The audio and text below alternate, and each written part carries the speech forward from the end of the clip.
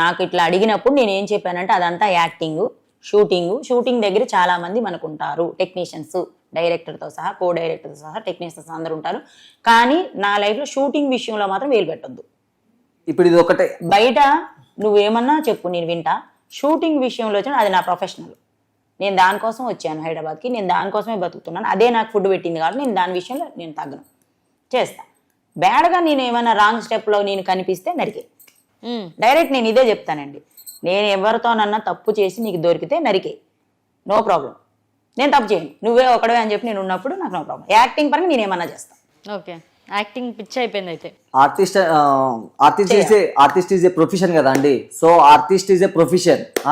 So artist నుంచే money income generate అవుతుంది మాకు, దానివల్లే మేము బతుకుతున్నాము. సో ప్రొఫెషన్ అనేది ప్రొఫెషన్ అంతే. ఇంకా దానివల్లే బతుకుతున్నప్పుడు అది చేస్తే తప్పేముంది, తప్పేం లేదు. ఇప్పుడు మీ క్వశ్చన్స్ అడుగుతాను. ఓకే, ఇవన్నీ ఆవిడ క్వశ్చన్స్. Okay fine. ఇప్పుడు మీ క్వశ్చన్స్ అడుగుతా. యుఎస్ఏ వెంకీ అంటే మీరు అక్కడ వెళ్ళడం వల్ల జాబ్ పర్పస్ వల్ల యుఎస్ఏ వెంకీ పెట్టుకున్నారు. అవును. అక్కడ బీచెస్ లో అమ్మాయిలతోని అందరితోని ఏంటి ఆ వీడియోలు ఏంటి? జస్ట్ నేను ఒక యాక్టర్ ని ఎంటర్టైన్మెంట్ చేయాలనుకుంటున్నా ఇన్స్టాగ్రామ్ లో. ఓకే, కొత్త లైఫ్. ఎక్కడ యాక్టర్?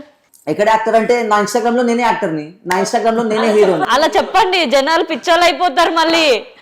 ఇప్పుడు నేను ఒక 33,000 మందికి తెలిసిన అంటే యాక్టర్నే కదా, యాక్టింగ్ చేస్తుంటేనే స్క్రీన్ పైన యాక్టర్ లా కనిపిస్తా. ఓకే, సో ఈ అమ్మాయిలతో ఈ ఆంటీలతో నేను వీడియోస్ చేస్తుంటా అక్కడ కూడా.